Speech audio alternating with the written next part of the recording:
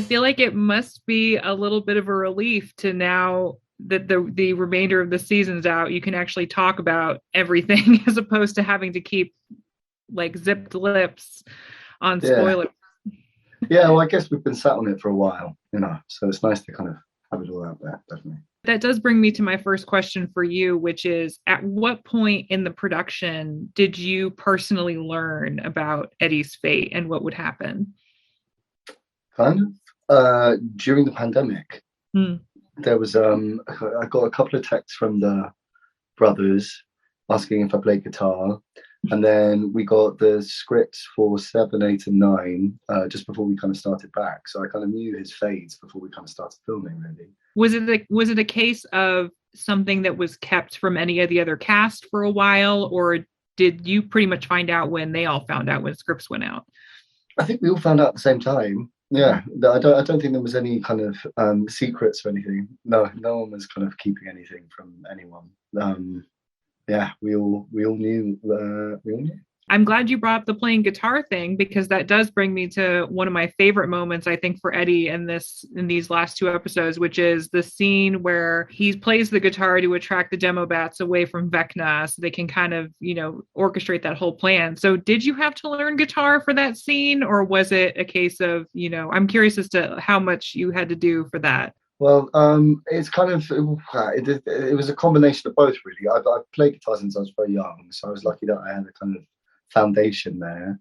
But as I said, kind of when I read the scripts the next morning, I went out and bought a guitar and kind of like manically started learning Master of Puppets, and then kind of on the day, me and Gaten just kind of got up on top of the camper van and kind of just kind of got into it. It was very fun. I played most of it. There was we got a kind of black belt kind of metal guitarist to come in and do the solo because I'm a human being. I can't play that. It's very, very fast. But the rest of it, I kind of like to try my best to kind of have a stab at. It's very fun.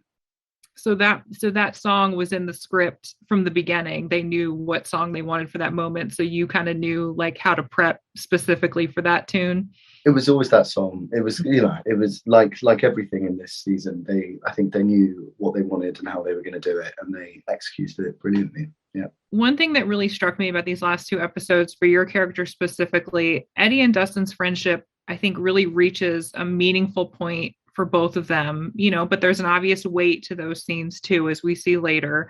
But these are scenes that we just get to see you and Gaten together, performing and really kind of giving your all. So I'm curious if the two of you, did you do anything on set kind of in between those moments to really break up the tension or lighten the mood? Or did you just kind of go into it and let yourself really feel the heaviness in those moments? I mean, we definitely weren't kind of like taking it home with us or anything. I think it was just kind of, and it's a scene like any other scene. But it's just, there's a kind of depth there that isn't there most days when you're at work. But I don't think we were doing kind of anything kind of in between takes to kind of make sure that we kind of got there or anything.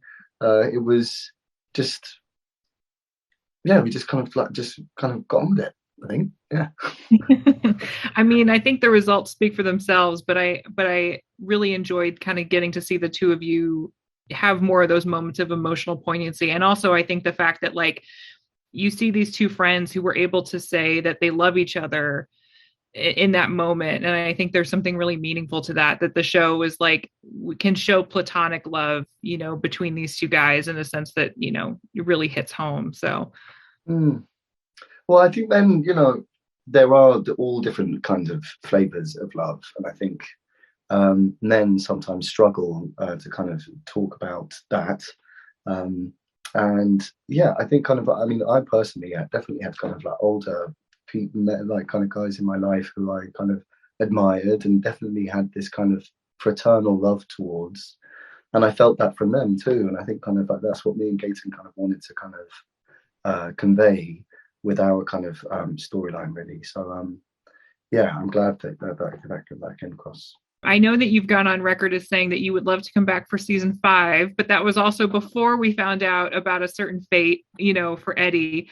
But even with that in mind, I feel like there still could be some possibility. So provided you got the call, would you be in for showing up for one more season? Yeah, I mean, I don't know how they do it, but yeah, I'd love to come back. It feels like his fate might be pretty. Yeah, it speaks for itself, I think. But if there was a world in which, I don't know, I could kind of be, a fly on the wall or something. I don't know. I think my suspicion is that they've got enough characters to kind of grapple with at the moment. So I think they might have got what they needed out of Eddie. But it was a pleasure to be here, even if it was only for one season. I mean, I personally would make a pitch for like Eddie as Dustin's Force Ghost or something. Like, I was thinking something like that. It's like his conscience or something. Yeah.